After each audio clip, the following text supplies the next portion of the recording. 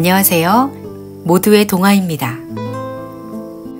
아주 오래전 2001년도 MBC 프로그램에 책을 읽읍시다 라는 방송이 있었습니다. 김용만, 유재석 씨가 진행을 맡아 좋은 책들을 많이 소개하며 전국민 독서 열풍을 일으켰던, 개인적으로 참 재밌게 시청했던 추억이 있습니다. 오늘 여러분께 소개할 책은 책을 읽읍시다에서 첫 번째로 선정되었던 작품, 바로 괭이 부린 말 아이들입니다. 실제로 전쟁의 역경과 산업화의 그림자로 인천에서 가장 빈민지역이었던 달동네 괭이 부린 말. 그곳에는 녹록지 않은 자신의 삶의 무게를 견디며 하루하루를 사는 아이들이 있습니다. 역경과 고난 속에서도 서로를 보듬는 아이들. 그 속에도 봄이 찾아오고 결국에는 꽃을 피워낼 눈물겨운 새싹이 자라납니다. 이 책의 저자 김중미 작가님도 인천에서 나고 자란 분으로 1987년부터 인천 만석동에 아이들을 위한 작은 공부방을 운영하셨고, 지금까지도 소외된 아이들과 함께하는 교육 공동체를 이끌어 가신다고 합니다. 그래서 책의 내용이 진정성 있는 깊은 울림으로 다가왔습니다. 아이들과 함께 읽어보시면 더없이 좋을 작품입니다. 오늘은 괭이 부린 말 아이들 앞부분 일부를 낭독해 드리겠습니다. 나머지 뒷이야기는 아이들과 함께 책으로 만나보세요.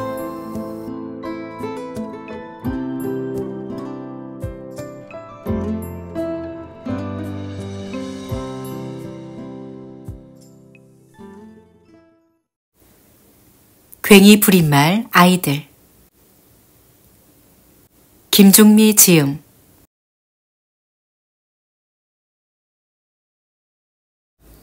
(1) 괭이 부린 말. 괭이 부린 말은 인천에서도 가장 오래된 빈민지역이다. 지금 괭이 부린 말이 있는 자리는 원래 땅보다 갯벌이 더 많은 바닷가였다. 그 바닷가에 고양이 섬이라는 작은 섬이 있었다. 호랑이까지 살 만큼 숲이 우거진 곳이었다던 고양이 섬은 바다가 메워지면서 흔적도 없어졌고, 오랜 세월이 지나면서 그곳은 소나무 숲 대신 공장 굴뚝과 판잣집들만 빼곡히 들어찬 공장지대가 되었다.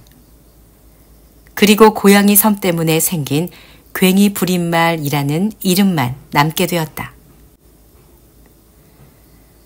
하루하루 먹고 사는 일로 바쁜 괭이 부린 말 사람들은 왜 이 동네 이름이 괭이 부리가 되었는지 아무도 모른다.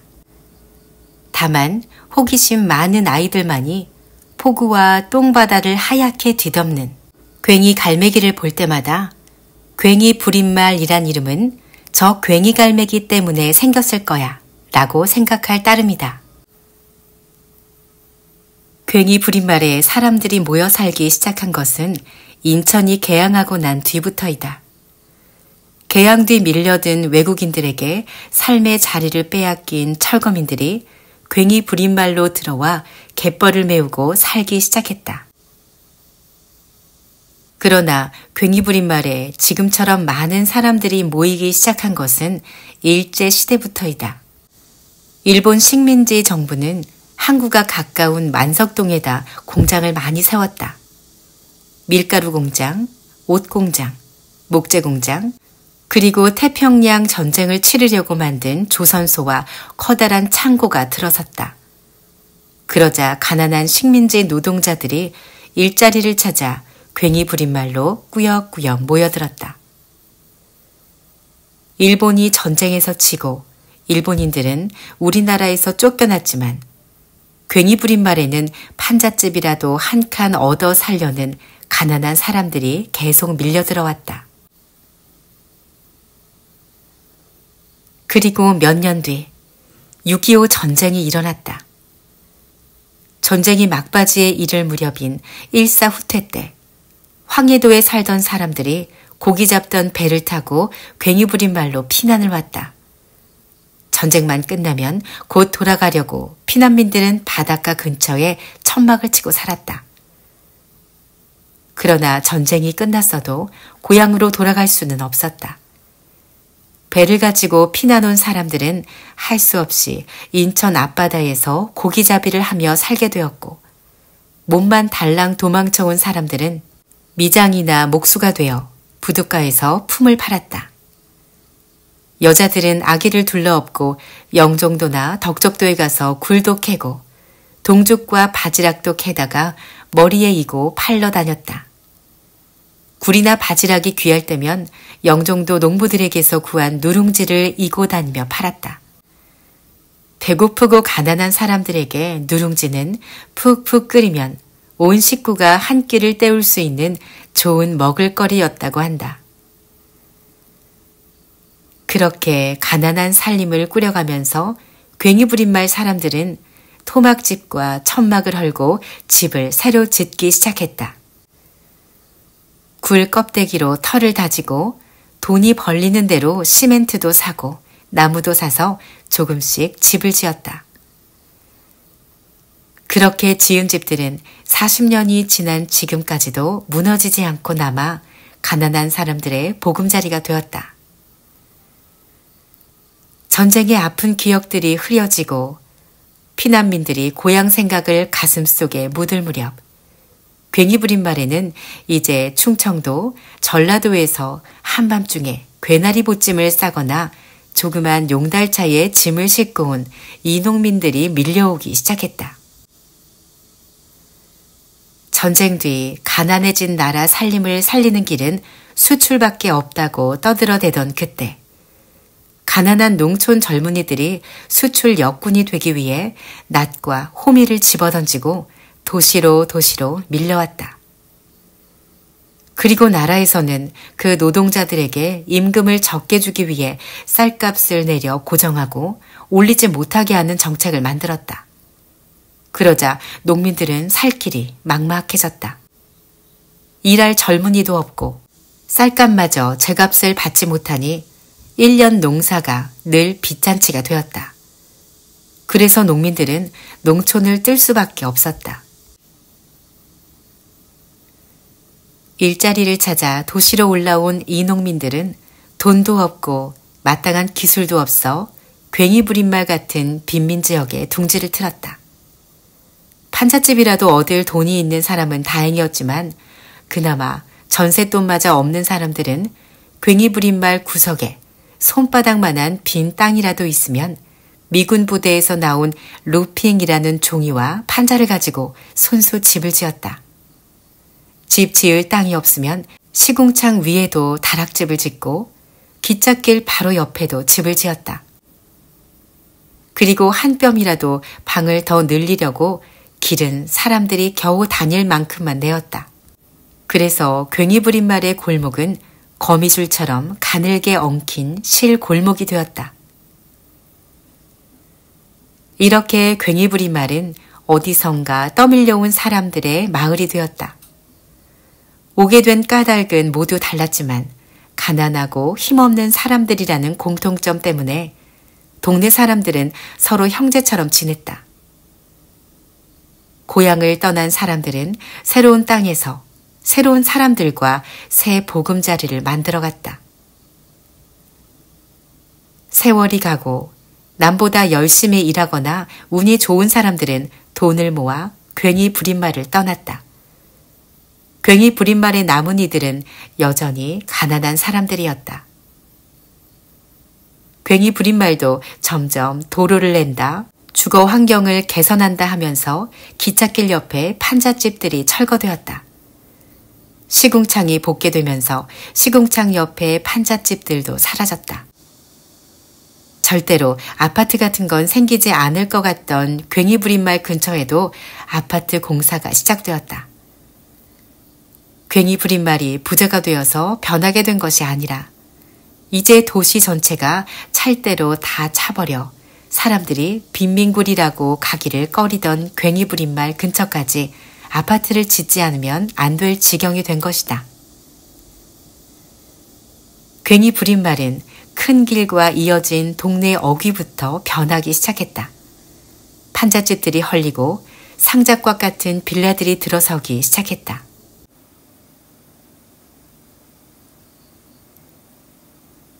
이 쌍둥이 숙자와 숙희.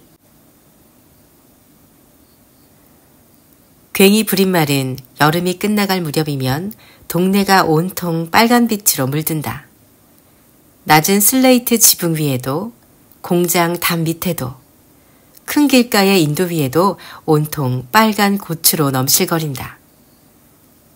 좁은 골목에 볕이 한 뼘이라도 드는 곳이면 어김없이 고추가 한 줄로 길게 서 있다. 성격이 꼼꼼한 노인들은 공장의 시멘트 블록 사이에 난 구멍에까지 고추를 끼워 놓는다. 특히 윗동네와 아랫동네가 만나는 언덕 아래 공터에서는 돗자리를 대여섯 개씩 펼쳐놓고 고추를 말리는데 새벽이면 할머니들이 서로 좋은 자리를 막기 위해 고추가 담긴 라면 상자를 들고 달리기 시합을 벌인다. 고추 말리기는 농촌에서 쫓겨와 이제 노동조차 할 수 없어 쓸모없는 사람이 된 노인들에게 더할 나위 없는 소일거리이다. 오늘도 어김없이 고추가 널려있는 소화전 앞마당은 동네에서 가장 넓은 공터이다. 아이들은 그 너른 마당을 2층 마당이라고 부른다. 아마도 아랫동네보다는 턱이 높고 윗동네보다는 한참 낮아서 그렇게 부르기 시작한 것 같다. 2층 마당은 윗동네와 아랫동네를 이어주는 길목인데다가 버스 정류장이 바로 앞에 있어 아이들뿐만 아니라 동네 사람 모두에게 아주 요긴한 곳이다. 동네 사람들은 2층 마당에서 마늘이나 굴을 싣고 내리고 부엌거리를 나누어 가진다. 또 2층 마당은 가끔씩 약장소들이 와서 보따리를 풀어놓고 할 일 없는 동네 노인들에게 구경거리를 만들어주는 곳이다. 무엇보다 2층 마당은 괭이부린말 아이들에게 더없이 좋은 놀이터이다. 얼음! 얼음! 동준이 너 걸렸어. 너 술래야. 숙희는 소화전 앞 고추 말리는 돗자리 옆에서 엉덩이를 쭉 내밀고 어정쩡한 자세로 서 있는 동준이의 어깨를 찼다. 그 바람에 동준이는 고추를 널어놓은 돗자리 위로 넘어졌다. 동준이가 반쯤 마른 고추 위에 나뒹굴자마자 구멍가게 할머니의 호통소리가 들려왔다. 저 갓나 새끼들 다른 데 가서 놀라니까. 아이들은 서로 앞을 다투어 주랭랑을 쳤다. 맨날 너 때문에 끝까지 놀지도 못해. 공중 화장실 뒷담으로 들어가자 숙희는 동준이에게 쏘아붙였다. 내가 뭘, 네가 갑자기 세게 치니까 넘어진 거지. 그나저나 구멍가게 할머니가 잊어버릴 때까지 우리 2층 마당에선 이제 못 놀겠다. 뭐 어떠냐? 딴 데 가서 놀면 되지. 아, 배고프다. 나도 우리 집에 가서 라면 끓여 먹을까? 그래. 동준이 집에 가서 라면을 끓여 먹자는 말에 숙희는 냉큼 대답을 했지만 숙자는 얼른 대답을 못하고 있었다. 야, 동준이가 라면 끓여 먹재잖아. 숙희가 숙자를 채근했다. 집에 밥 하나도 없는데 아빠 들어오시기 전에 밥 해놔야지. 야, 언제 아빠가 집에서 밥 먹었냐? 또 술 먹고 오면 그냥 잘 텐데 뭐. 숙희는 대수롭지 않게 대꾸했다. 그러더니 냉큼 동준이의 팔짱을 끼면서 찜찜하면 너나 집에 가서 밥 해먹어. 야, 동준아, 우리끼리 가자. 했다.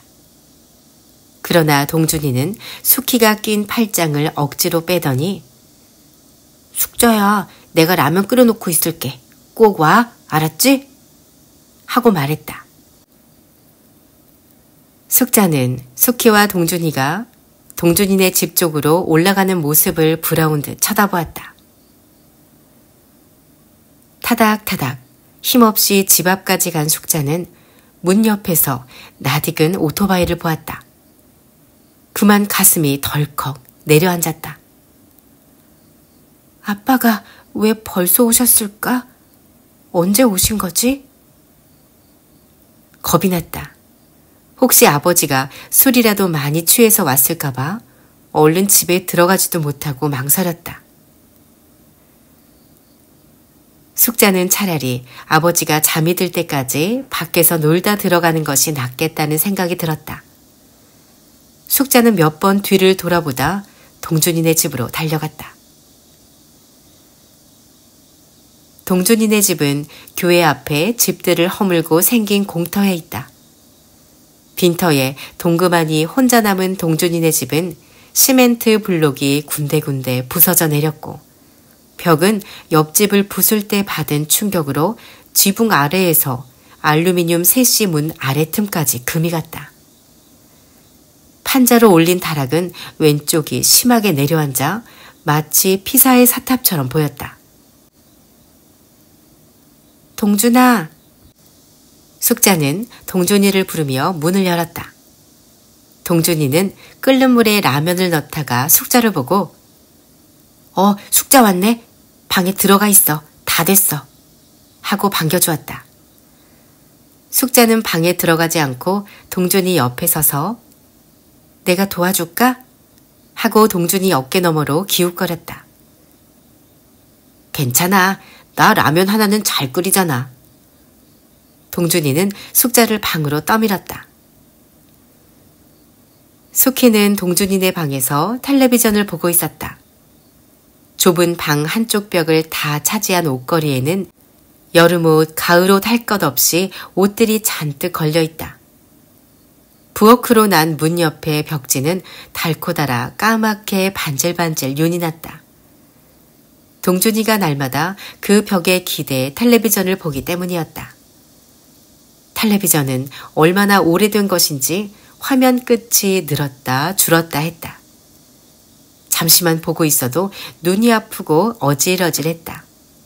그래도 동준이는 하루 종일 그 텔레비전 앞에 앉아있을 수 있다.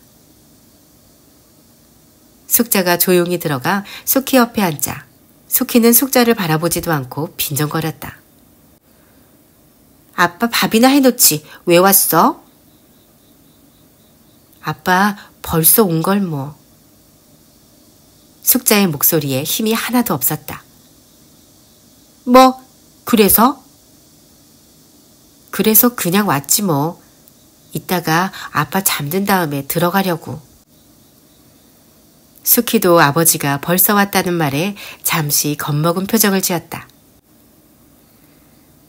동준이가 라면을 끓여 쟁반에 받쳐왔다. 4개 끓였다? 많이 먹어. 동준이는 숙자 앞으로 라면 냄비를 밀어준다.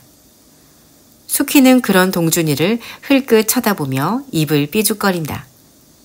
그러고는 냄비 하나만 달랑 얹힌 쟁반을 이리저리 살피더니 야, 김치 없냐? 한다. 김치가 어딨냐? 이 라면도 어제 형이 들어오면서 사온 거다. 숙자는 머쓱해서 변명을 하는 동준이 눈치를 보며 숙희에게 얻어먹는 주제에 찾는 것도 많다. 우리도 김치 없잖아. 하고 핀잔을 주었다. 숙희는 숙자를 한번 흘겨보곤 니네 형 왔다고? 하고 동준이에게 물었다. 응, 어젯밤에 왔더라. 야, 숙자야, 오늘 여기서 못 있겠다. 얘네 형 왔대. 나도 들었어. 숙자는 라면을 후후 불면서 말했다. 숙자는 속으로 걱정이 되었다. 동준이 형인 동수가 왔다면 여기서 떠들고 놀 수도 없었다. 아버지가 잠들 때까지 어디 가 있어야 할지 막막했다. 라면을 다 먹은 뒤 설거지를 하는 숙자 뒤에서 동준이는 미안한 얼굴로 말했다. 그냥 이따가 가. 떠들지 않고 텔레비전만 보다 가면 되잖아. 싫어. 그러다가 저번처럼 동수 오빠가 내려와서 우리한테 막 뭐라고 그러면 어떡해. 숙희야, 빨리 가자. 숙자는 설거지를 끝낸 뒤 빨랫줄에 걸린 꾀조제한 수건에다 손을 닦고 숙희를 재촉했다. 내가 데려다 줄게. 숙자와 숙희가 집을 나서자 동준이도 따라 나왔다. 괜찮아. 그래도 너네 집까지 내려가려면 무섭잖아. 깜깜한데. 그럼 저기 무당 할머니네 집까지만 데려다 줘. 아이들은 동준이네 집에서 아랫동네로 내려가는 지름길인 골목으로 들어갔다. 골목에 들어서자 아이들은 잡은 손을 놓고 한 줄로 나란히 걸었다. 골목이 워낙 좁아 어린아이라고 해도 한 명 이상은 지나갈 수 없기 때문이다. 저게 뭐지? 맨 앞에서 걷던 동준이가 멈춰서며 말했다. 저기 초상났나 봐. 어디? 숙희는 동준이를 제치고 앞으로 나서더니 까치발을 하고 골목 끝을 보았다. 누구네 집이지? 저기 골목 끝집이면 유도 아저씨네 집 아니니? 유도하는 아저씨? 응, 저번 날에 고등학교 형아들 패싸움할 때 말린 그 아저씨 말이야. 맞다. 근데 누가 돌아가셨지? 글쎄 말이야. 동준이와 숙희가 나누는 이야기를 뒤에서 가만히 듣고 있던 숙자가 끼어들었다. 저기 끝에는 유도 아저씨랑 그 아저씨네 엄마밖에 안 살잖아. 그래. 그러고 보니까 구멍가게 할머니가 얘기하는 거 들은 것 같아. 그 아저씨 엄마 암에 걸렸다고. 그럼 그 아저씨 엄마가 돌아가신 건가? 어째 좀 무섭다. 숙희는 갑자기 얼굴을 찌푸리며 동준이 팔에 매달렸다. 무섭다. 우리 그냥 큰 길로 가자. 숙희는 갑자기 겁이 난 듯 동준이를 졸랐다. 싫어. 난 끝까지 가보고 싶어. 동준이는 골목을 보며 호기심 어린 얼굴로 말했다. 그러자 숙자가 뒤에서 조그만 목소리로 말했다.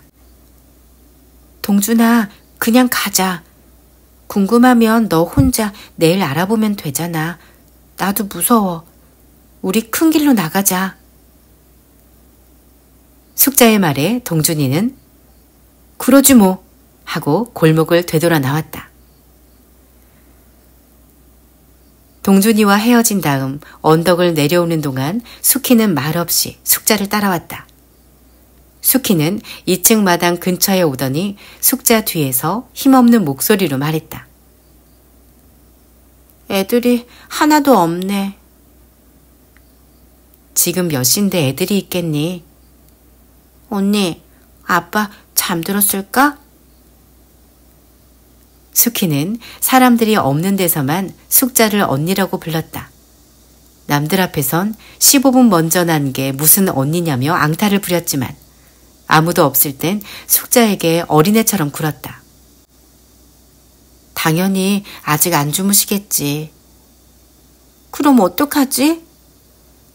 숙희야, 우리 그냥 집에 들어가서 혼나버리자.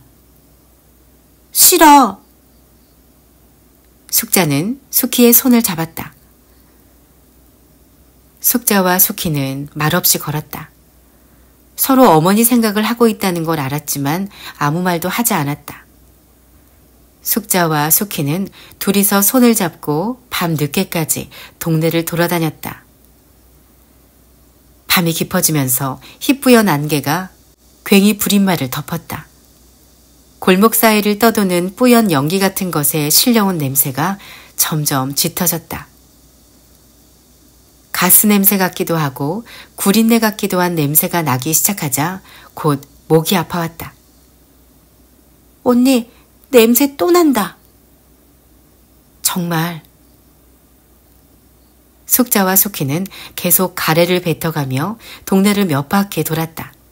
아버지가 깊이 잠들 때까지.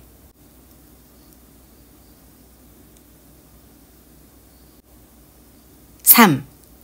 동준이와 동수 형제.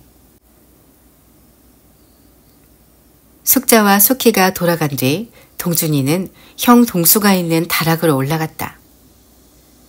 다락 문을 여니 본드 냄새가 가득했다. 동준이는 다락에 난 창문을 열었다. 동수는 꿈을 꾸듯 누워 있었다. 동준이 아버지는 IMF 뒤로 일자리 없이 1년 남짓 지내던 어느 날 집을 나갔다. 그 전에는 큰 덤프차에 철근이나 철로 된 고무를 싣고 나르는 일을 했다. 한번 일을 나가면 이틀 밤쯤은 집을 비우기가 예사여서 동준이와 동수는 둘만 있는 시간이 많았다. 아버지가 일을 안 나가니까 동준이는 처음 며칠은 참 좋았다. 아버지와 같이 밥도 먹을 수 있고 잘 때도 무섭지 않고. 그러나 집에서 혼자 술을 마시는 날이 많아지면서 아버지는 잔소리가 늘었다. 밖에 나가면 동네 아저씨들과 싸우는 일도 잦아졌다. 술을 많이 마신 날은 동수를 보고 집 나간 어머니를 빼닮았다며 트집을 잡아 못살게 굴었다. 여름철엔 영종도 신공항 공사장에 가서 나리를 하기도 했지만 그 일마저도 꾸준히 있는 것이 아니었다. 그런 와중에 재개발 소문이 돌았다. 재개발 문제로 동네가 온통 술렁술렁거렸다. 동준이네가 있는 11번지 사람들은 서로 땅을 합쳐서 공동주택을 짓는데 동준이네만 빼고 모두 찬성을 했다. 먹고 사는 일이 더 급한 사람들은 판잣집을 건축업자에게 헐값으로 팔고 다른 동네로 이사를 갔다. 동네에 빈집만 남자 어느 날 굴착기가 와서 판잣집들을 다 부셔버렸다. 11번지엔 달랑 동준이네 집만 남았다. 건축업자는 동준이네 때문에 터닦기를 못한다며 손해배상 청구를 하겠다고 날마다 으름장을 놓고 갔다. 그러던 어느 날 새벽, 동준이 아버진 텔레비전 위에 돈 30만 원과 돈을 벌어오겠다는 편지 한 장만 써놓고 집을 나갔다. 그리고 벌써 몇 달째 소식이 없었다. 아버지가 집을 나간 뒤론 건축업자가 와서 겁주는 일이 없어졌다. 소문에 듣기로는 그 건축업자가 IMF로 빚을 잔뜩 지고 도망을 갔다고 했다. 동수와 동준이에겐 그나마 다행스런 일이었지만 공동주택이 지어질 때까지 셋방을 살아야 하는 사람들에겐 앞이 캄캄한 일이었다. 동수는 아버지가 집을 나가자 자주 집을 비웠다. 어쩌다 한 번씩은 돈을 가지고 들어오기도 하고 라면이나 빵을 들고 오기도 했다. 동준이가 집에서 끼니를 때울 수 있을 때는 그때뿐이었다. 대개는 학교에서 먹는 점심 급식이 하루 끼니의 전부였다. 여름방학 때는 무료 급식을 하는 교회에 가서 점심만 먹었다. 보름 만에 집으로 돌아온 동수는 몸도 더 야위고 꾀죄죄한 모습이었다. 동수의 손에는 라면과 계란이 들려 있었다. 동수는 반가워하는 동준이를 외면하고 다락으로 올라가더니 한참 동안 내려오지 않았다. 동준이는 형이 다락에서 무얼 하는지 다 알고 있었다. 그래서 늘 형이 잠들 때까지 있다가 다락으로 올라가 창문을 열어 환기를 한 뒤 형이 혹시 죽은 것은 아닌지 확인했다. 그래야 마음이 놓였다. 동준이는 다락방에서 냄새가 다 빠지자 문을 닫고 나왔다. 다락에서 내려온 동주는 베개를 꺼내 방바닥에 누워 텔레비전을 켰다. 텔레비전을 보다 보니 점점 졸음이 밀려왔다. 텔레비전에서 떠드는 소리가 가물가물 들리기 시작했다. 그래도 동준이는 텔레비전을 끄지 않는다. 동준이는 아버지가 집 나간 뒤로 늘 이렇게 텔레비전을 켜고 자는 버릇이 생겼다. 동준이가 잠이 들면 얼마 뒤 텔레비전에선 애국가가 울려 퍼지고 곧 화면이 지지직거린다. 동준이가 잠들면 언제나 그런 것처럼 텔레비전만이 눈을 부릅뜨고 외로운 동준이 곁에서 밤을 지켰다. 동준아! 동준아! 학교 가자! 동준이는 아직도 잠을 자는지 대답이 없다. 야, 이동준! 지금 8시 45분이야. 그 소리에 동준이는 눈을 번쩍 뜨고 벌떡 일어났다. 밤새 동준이를 지켜준 텔레비전을 끄고 가방을 맸다. 동준이는 개수대로 가서 물만 조금 묻혀 눈곱을 떼고 밖으로 나왔다. 정말 8시 45분이야? 동준이는 하품을 늘어지게 한번 하더니 물었다. 아니, 사실은 아직 15분이나 남았어. 이거 먹어. 숙자는 동준이에게 빵 봉투를 내밀었다. 이게 뭔데? 동준이가 눈이 동그래져서 묻자 숙자는 환하게 웃으며 말했다. 응, 어제 집에 갔더니 아빠가 잔뜩 사다 놨더라. 아빠가 쌀이랑 반찬도 많이 사다 놨어. 이따가 저녁은 우리 집에서 먹자. 동준이는 빵을 받자마자 입안 가득 쑤셔놓곤 그럼 너네 아빠한테 혼 안 났겠네? 너네 아빠 어제 술 안 드셨어? 하며 친구들 걱정을 해주었다. 응, 우리가 어제 무서워서 늦게 들어갔걸랑. 근데도 혼도 안 내고 어디 갔다 이제 오냐고 그러시더라. 어제 우리 아빠 좀 이상한 거 있지? 어쨌든 혼도 안 났지? 맛있는 거 먹었지? 기분 되게 좋더라. 수키가 기분이 좋아서 신나게 떠들어대다 갑자기 생각난 듯 동준이에게 말했다. 참, 동준아, 어제 초상난 집, 그 집 유도 아저씨네 집 맞더라? 그래? 가봤어? 응, 오늘 아침에 우리 그 아저씨네 집 앞으로 왔거든. 수키의 대답에 동준이는 고개를 끄덕거리더니 슬픈 표정이 되었다. 그 아저씨도 되게 불쌍하게 됐다. 수키는 동준이의 말에 눈살을 찌푸리더니 말했다. 치, 어른인데 뭐가 불쌍해? 우리도 엄마 없이 사는데 뭐. 수키와 동준이의 수다를 듣고만 있던 숙자는 앞서 걷던 걸음을 멈추고 말했다. 야, 이러다 학교 늦겠다. 빨리 가자. 동준이는 숙자가 청소를 끝날 때까지 숙자네 교실 앞에서 기다렸다. 숙자가 가방도 제대로 매지 않고 급하게 교실을 나오며 동준이에게 말했다. 많이 기다렸어? 아니, 너네 숙제도 많니? 응, 조별 숙제인데 나는 조별로 하고 싶지 않아서 그냥 혼자 하려고. 그럼 나랑 같이 하자. 그래. 숙자와 동준이가 제잘되며 교문을 나섰는데 초록색으로 머리를 물들인 아이가 동준이를 불러 세웠다. 야, 이동준, 너네 형이 너 데리고 오래. 왜? 동준이는 못마땅한 얼굴로 아이를 올려다보았다. 몰라, 니네 형이 너 데려오래. 얼른 대답을 않는 동준이를 보고 초록머리 아이가 말했다. 니네 형이 너한테 뭐 줄 거 있대. 빨리 와. 동준이는 곰곰이 생각하더니 숙자야, 너 저기 형제 문구 앞에서 나 기다려줄래? 금방 올게. 하고 말했다. 숙자는 걱정스러운 얼굴로 고개를 까딱했다. 기다려, 금방 올게. 동수는 학교 뒤에 있는 학원 건물 뒷골목에 있었다.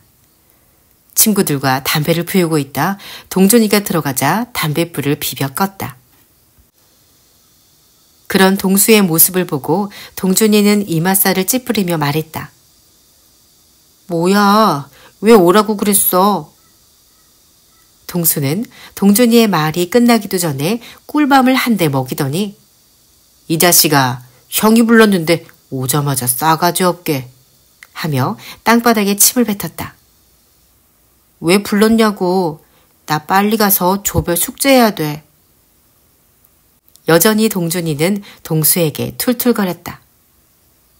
야, 3,000원이야. 이걸로 모레까지 살아. 나 잠깐 어디 갔다 온다. 동수는 100원짜리 동전과 500원짜리 동전 몇 개를 내밀며 말했다. 동준이는 동수 손바닥에 있는 동전들을 흘끔 내려다보더니 어디 가는데? 하고 물었다. 그건 몰라도 돼. 어서 이거 받아. 동수가 다시 손바닥을 내밀었다. 그러나 동준이는 돈은 받지 않고 대뜸 싫어. 이거 중학교 앞에서 애들 돈 뺏은 거지? 하고 말했다. 동수의 얼굴이 일그러졌다. 너 건방지게 굴 거야? 그게 무슨 상관인데? 난 이런 돈 필요 없어. 형 없을 때도 돈 없이 살았어. 동준이는 눈을 부릅뜨며 동수에게 대들었다. 동수는 동전을 주머니에 쑤셔 넣다가 주먹으로 동준이의 뺨을 쳤다. 동준이가 비틀거리다 넘어졌다. 동준이는 입술을 악물고 일어났다. 그러고는 동수를 보지도 않고 골목을 뛰쳐나왔다. 동준이는 학원 앞으로 나와서 뒤를 돌아보았다. 아무도 따라오지 않았다. 형이 따라오지 않아 한숨 놓았지만 마음 한구석에선 서운한 생각도 들었다. 몇 번 더 뒤를 돌아보았지만 형은 끝내 따라 나오지 않았다. 동준이는 천천히 학교 담을 따라 걸었다. 아무래도 또 며칠 형이 집에 들어오지 않을 것 같았다. 멀리 형제 문구 앞에 서 있는 숙자가 보였다. 동준이는 숙자를 보자 갑자기 눈물이 핑 돌았다. 그렇지만 입술을 꼭 깨물고 울음을 참았다. 숙자는 형제 문구 앞에서 스티커를 구경하며 서 있다 동준이가 오는 것을 보았다. 동준이가 가까이 오자 숙자는 벌겋게 부어오른 동준이의 뺨을 보고 깜짝 놀랐다. 동준아, 너 얼굴이 왜 그래? 맞았어? 동준이는 숙자가 걱정스러워하자 고개를 숙이며 말했다. 괜찮아. 동수 오빠가 때린 거야? 동준이는 대답은 않고 고개만 끄덕였다. 동수 오빠가 널 왜 때렸는데? 동준이는 아무 말도 하지 않았다. 건널목을 건너 교회 앞 언덕을 오를 때까지 동준이는 한마디도 하지 않았다. 빌라 공사장 앞에 오자 동준이가 숙자에게 말했다. 숙제 우리 집에서 하자. 오늘 우리 형 안 들어올 거야.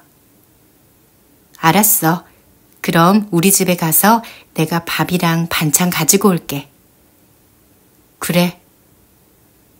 동준이는 어깨를 축 늘어뜨리고 집으로 들어갔다. 숙자는 문이 닫힐 때까지 동준이의 뒷모습을 보며 서 있었다.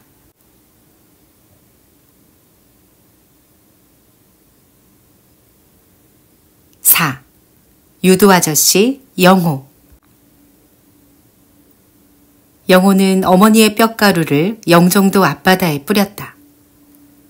아버지가 돌아간 그 바다 위에 어머니의 유골을 뿌리면서 영호는 두 분이 살아있을 때와 달리 하늘나라에선 금실 좋은 부부로 살기를 빌었다. 어머니가 돌아간 뒤 하루 만에 화장을 한 것을 가지고 동네 사람들은 이러쿵저러쿵 뒷말이 많았다. 그러나 영호는 아랑곳하지 않았다. 어머니의 마지막 소원이었기 때문이다. 강원도 치악산 아래 도로공사장에서 기중기 기사로 일하던 지난 여름, 영호는 어머니 친구에게서 전화를 받았다. 어머니가 피를 많이 쏟아서 병원에 갔는데 자궁암 말기라고 했다. 서둘러 병원으로 달려간 영호에게 어머니는 말했다. 나 병원에서 나가고 싶다. 나 죽으면 그냥 화장해라.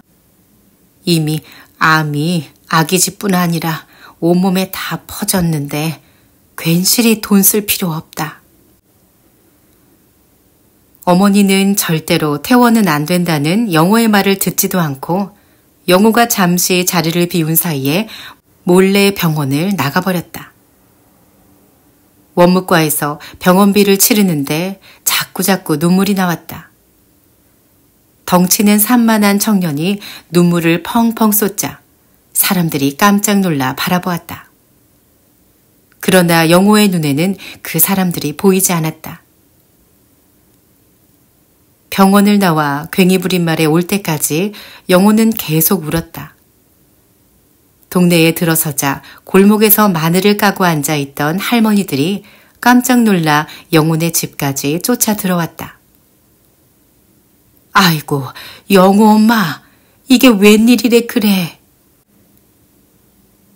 동네 사람들이 집으로 들어와 호들갑을 떨자 누워있던 영호 어머니가 힘겹게 몸을 일으켜 앉았다. 그리고 그중 제일 나이 많은 할머니에게 말했다. 아무 일 없은께 나가서 일 보셔요. 저기 기식이 할머니, 저기 저 마늘 할머니가 좀 까셔요. 암만이어도 지가 못 갈 것 같은께. 영호 어머니 말에 기식이 할머니는 마늘 포대를 들더니 함께 들어온 아주머니들을 끌고 나갔다. 집안이 다시 조용해지자 영호 어머니는 훌쩍대는 영호를 곁으로 끌어안치더니 울지 말어. 야, 죽게 된 사람은 나구먼 네가 왜 운다냐 하며 퉁퉁 부은 손을 들어 영호의 얼굴을 닦아주었다. 영호야, 네 내 말 잘 들어야 한다.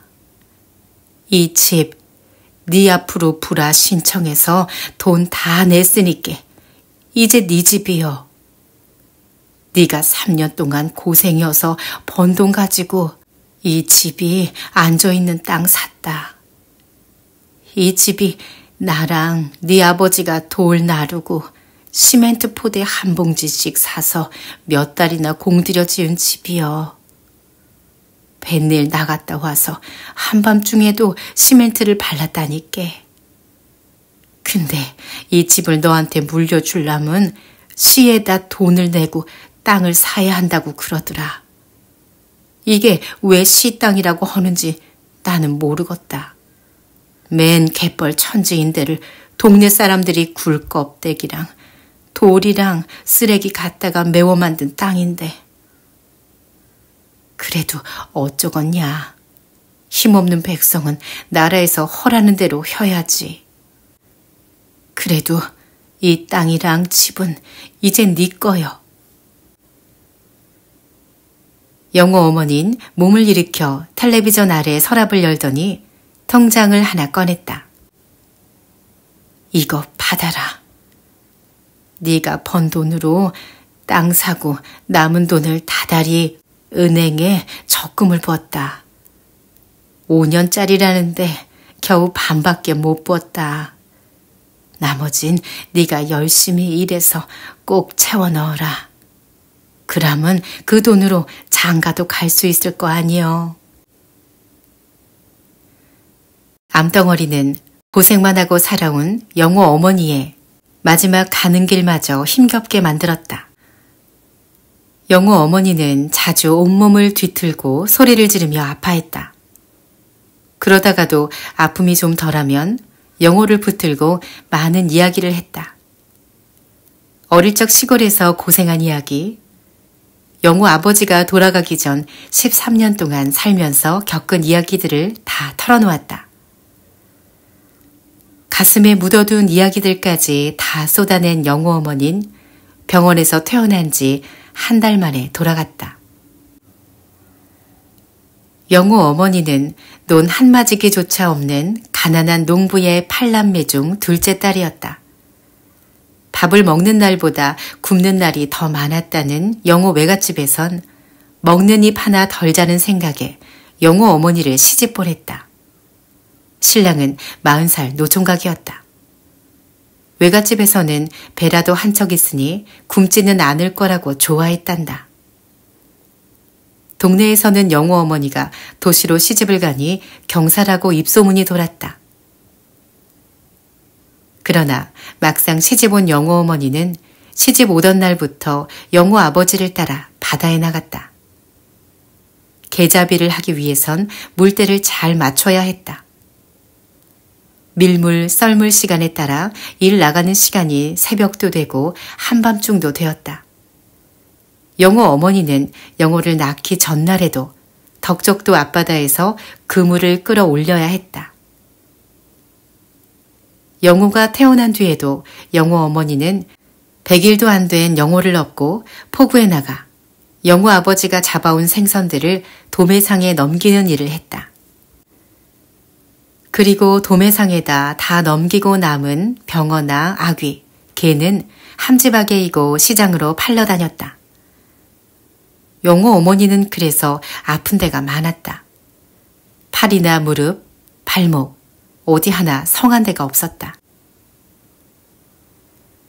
영호는 어머니가 앉아서 쉬는 것을 보지 못했다. 추운 겨울이나 한여름, 뱃일을 나가지 않을 땐 굴을 까거나 마늘을 깠다. 영호를 대학까지 보내려면 그렇게 쉼없이 일해야 된다고 했다. 그러다가 영호가 초등학교 6학년이 되던 해 아버지와 어머니가 함께 바다에 나갔다가 아버지가 실종됐다. 바람이 유난히 심하던 그날, 전날 밤 쳐놓은 그물이 엉킨 것 같다며 아버지는 비닐옷과 장화를 벗지도 않고 물에 뛰어들었다. 그리고 다시 배 위로 돌아오지 않았다. 아버지가 바닷물에 불어 퉁퉁 부어오른 주검으로 발견된 것은 이틀 뒤였다. 아버지를 장사 지낸 뒤 어머니가 말했다. 아무래도 귀신이 있는가 봐. 그렇게 멱도 잘 감고 철저한 사람인데 왜 그날은 장화도 안 벗고 물에 뛰어들었나 몰라. 영호 아버지가 돌아간 그때도 영호 어머니는 일주일 만에 자리를 털고 일어나 일을 했다. 영호는 어머니가 그렇게 일해서 번 돈으로 고등학교를 마쳤다. 어머니는 영호를 대학에 못 보내는 대신 중장비 학원까지 보내주었고 성실한 영호는 자격증도 따고 일도 열심히 했다. 공익근무 요원으로 군복무 하는 동안에도 영호는 컴퓨터 학원도 다니고 태권 도장이나 유도장에 나가 운동도 열심히 했다. 영호는 꼭 성공해서 어머니를 편히 모시는 것이 소원이었다. 공익근무를 마치자 이전에 함께 일한 아저씨들이 금세 다시 일을 하자고 할 만큼 영호는 성실했다. 영호는 이제 돈을 많이 벌 수 있을 것 같았다. 부자가 되고 싶었다. 이제는 남들만큼 잘 살 수 있으리라는 꿈에 부풀어 있었다. 그러나 이제 그런 꿈들은 모두 색바랜 옛날 사진처럼 사진첩에 갇혀버렸다.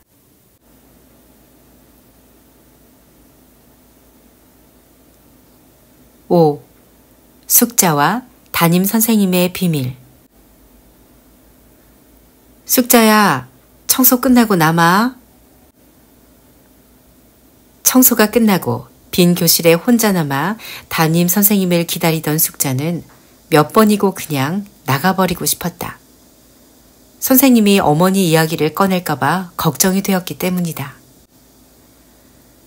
조마조마한 마음으로 앉아있는데 교실로 들어온 선생님은 책상 앞에 앉자마자 숙자를 보고 숙자야, 아직 엄마 집에 안 들어오셨니? 하고 물었다. 어디 계신지 모르는 거야? 숙자는 선생님이 물을 때마다 그냥 고개만 끄덕였다. 혹시 숙자, 엄마 때문에 운동회 연습도 못하겠다고 그런 거 아니니? 선생님은 숙자 마음을 떠보기라도 하려는 듯 물었다. 아니요, 정말 아파서 그래요. 어디가 아픈데? 저 햇볕에만 나가면 어지럽고요. 배도 아파요. 부채춤 출 때 돌고 나면 막 토하고요. 그럼 병원에 가봐야지. 아빠가 바쁘셔서 그래요. 오늘 갈 거예요. 선생님은 숙자의 말을 듣고 그냥 잠자코 있다 다시 말을 건넸다. 숙자 너 요즘 숙제도 안 해오고 일기도 계속 안 내던데?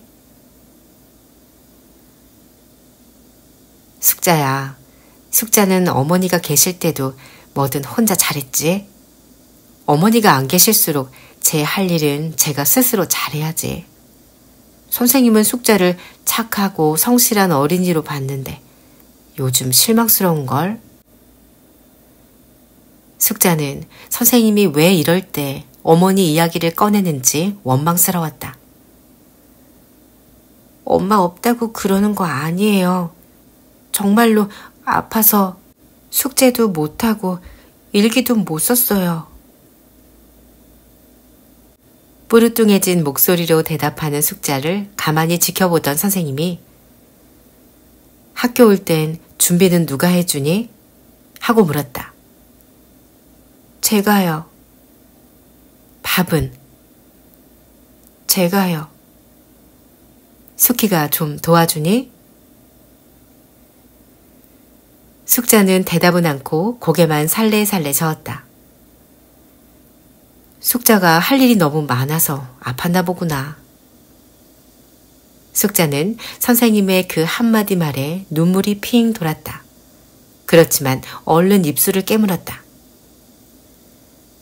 다시 아무 말이 없던 선생님은 수첩에서 사진 한 장을 꺼내 숙자가 앉은 책상 위에 놓았다.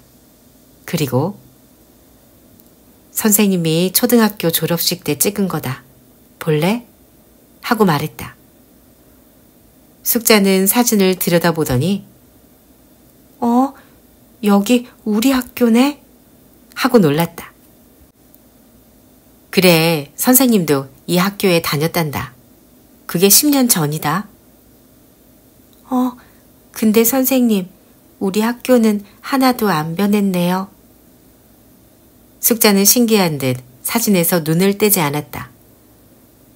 선생님, 선생님도 정말 우리 학교 나오셨어요? 숙자는 단 한 번도 선생님이 괭이 부린 말 같은 동네에서 살았을 것이라고 생각해 본 적이 없었다. 선생님은 토끼 눈을 하고 있는 숙자에게 머리를 숙이더니 작은 목소리로 말했다. 지금부터 하는 이야기는 숙자랑 선생님이랑 둘만의 비밀인데 비밀 지켜줄 수 있니? 숙자는 비밀이라는 말에 귀가 솔깃해져서 고개를 끄덕였다. 선생님 아버지는 선생님이 1살 때 돌아가셨어. 아버지가 돌아가신 뒤에 선생님은 외할머니 등에 업혀서 오빠, 언니들과 인천으로 이사를 왔지. 그게 바로 괭이 부린말이었어. 우리가 갖고 있는 밭이랑 집을 판 돈으론 괭이 부린말에 있는 집밖에 살 수 없었대. 선생님네 집은 옛날 교회 뒤에 공중 화장실 바로 아랫집이었어. 우리 삼남매는 할머니가 돌보시고 엄마는 신문 배달도 하시고 학습지도 돌리셨어. 그러다가 우유 배달을 하셨지. 처음엔 자전거로 하시다가 오토바이를 사고 선생님이 고등학교를 졸업할 때쯤엔 다마스라는 작은 봉고를 가지고 배달을 하셨지. 그 다음엔 작은 슈퍼를 사서 장사를 하셨어. 외할머니도 우리만 돌보신 게 아니라 동네 할머니들과 굴도 까고 마늘도 까셨어. 어머니랑 할머니는 항상 바쁘셨어. 선생님 어머니는 늘 그러셨어. 이 괭이 부린 말은 우리 가족에겐 정류장이지 목적지가 아니다. 우린 그 말을 항상 명심했어. 그래서 선생님 오빠는 열심히 공부해서 서울에 있는 대학에 갔고 언니와 나는 선생님이 됐단다. 외할머니와 어머니가 고생하신 것만큼 보답해 드리려고 열심히 노력한 덕분이지. 선생님네 엄마는 지금 연수동에서 식당을 하신단다. 숙자야, 사람이란 누구나 다 어려운 시절을 겪어. 그런데 그 어려움 속에 그냥 빠져있기만 하면 도움이 안 되는 거야. 숙자는 똑똑하고 착하니까 선생님처럼 생각해봐. 지금 내가 어려운 건 아무것도 아니다. 난 이 어려움을 이겨내고 훌륭한 사람이 될 거다. 이렇게 생각해 보는 거야. 그리고 운동회에도 끝까지 참여하는 거야. 선생님은 늘 아버지랑 같이 이어달리기를 하는 아이들이 부러웠단다. 그렇지만 아이들 앞에선 부러워하는 티를 안 냈어. 대신 악착같이 뛰어서 1등을 했단다. 숙자도 집에 가서 다시 한번 생각해봐. 그리고 내일부터 열심히 해보는 거야. 그리고 숙자가 속상한 일이 있으면 일기에다 쓰면 돼. 그런 마음이 다 풀린단다. 숙자는 선생님의 긴 이야기를 빼놓지 않고 들으려고 애썼다. 모두 다 이해할 수는 없었지만 선생님도 괭이 부린 말에 살았다는 것만으로도 선생님과 가까워진 느낌이 들었다. 그러나 선생님의 말은 숙자의 마음 깊은 곳에 난 상처를 쓰다듬어 주지는 못했다. 그래서 숙자는 선생님한테 사실은 부채춤 출 때 입을 한복이 없다는 말을 하지 않았다. 운동회 때 올 사람이 아무도 없어서 아무것도 하기 싫다는 말도 하지 않았다. 숙자야, 이제 가니? 길 건너편에서 숙희네 반 영희가 숙자를 부르며 아는 체를 했다. 우리 숙희는 안 끝났어? 걔 응원단이라 응원 연습하느라고 6시에 끝난대. 응, 알았어. 잘 가. 숙자는 숙희라면 뭐든지 다 할 것이라는 것을 알고 있었다. 숙희는 벌써 윗집 언니한테 한복도 빌려놓았다. 올해는 꼭 응원 단장도 할 것이라고 벼르고 있었다. 숙자는 가끔씩 그런 숙희의 욕심이 부러웠다. 숙자는 영희의 인사를 받고 터벅터벅 건널목을 건넜다. 오늘은 일찍 집에 가서 밥도 해놓고 빨래도 할 작정이었다. 지난해까지만 해도 운동회 연습을 할 땐 마냥 즐겁고 신이 났다. 그런데 이젠 운동회 같은 것을 왜 하나 싶다. 운동회를 해도 와줄 사람도 없고 김밥을 싸줄 사람도 없다. 2달 전 숙자 어머니는 집을 나갔다. 숙자 아버지가 오토바이 사고로 사람을 크게 다치게 해서 빚을 잔뜩 졌기 때문이다. 숙자 아버지는 순하고 착한 사람이었다. 술만 먹지 않는다면 말이다. 아버지는 동네의 다른 아저씨들처럼 어머니나 숙자, 숙희를 때리지는 않았다. 그렇지만 술에 취한 채 오토바이를 타고 달리다가 유리를 깨거나 벽에 머리를 박거나 해서 이리저리 꿰맨 자리가 많았다. 아버지가 술을 마신 날이면 다른 가족들은 다락에 올라가 꼼짝 않고 벌벌 떨어야 했다. 술이 깨면 아버진 어머니에게 손이 발이 되도록 빌고 또 빌었다. 그럴 때면 어머니도 함께 울었다. 숙자는 그런 아버지 어머니를 잘 이해할 수 없었다. 아버지는 인천항에서 일을 했다. 아버지가 하는 일은 인천항을 오가는 화물선에 짐을 싣고 내리는 일이었다. 일이 워낙 위험해서 생명보험조차 들 수 없다고 했다. 동네에서도 아버진 성실하고 착한 사람으로 소문이 나 있었다. 물론 그 술만 아니라면 말이다. 그런 아버지를 어머니는 늘 어린아이 다루듯 했다. 어르고 달래고 혼내고. 어머니는 언젠가 술에 취해 잠든 아버지를 보며 울면서 말했다. 숙자야, 아빠는 가슴에 맺힌 게 너무 많아서 그렇단다. 엄마는 아빠가 불쌍해. 마음이 아픈데 아무것도 해줄 게 없구나. 그러던 어머니가 언제부턴가 지쳤다는 말을 자주 했다. 더 버틸 힘이 없다고 했다.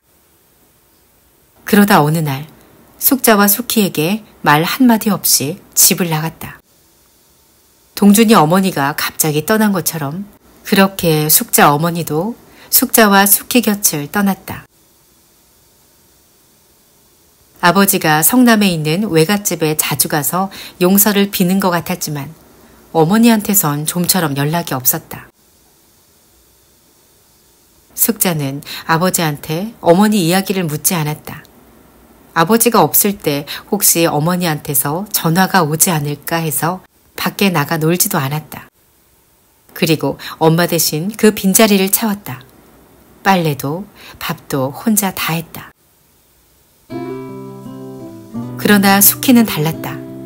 울기도 자주 하고 어머니 원망도 하고 아버지한테 화도 내고 떼도 부렸다. 겨우 15분 먼저 태어난 쌍둥이 언니지만 숙자는 숙희가 가엾고 불쌍했다. 집안일을 혼자 해야 할 때는 화가 나기도 했다. 그러나 숙희는 화낸다고 꿈쩍할 아이도 아니었다. 숙자는 조금씩 포기하는 게 많아졌다.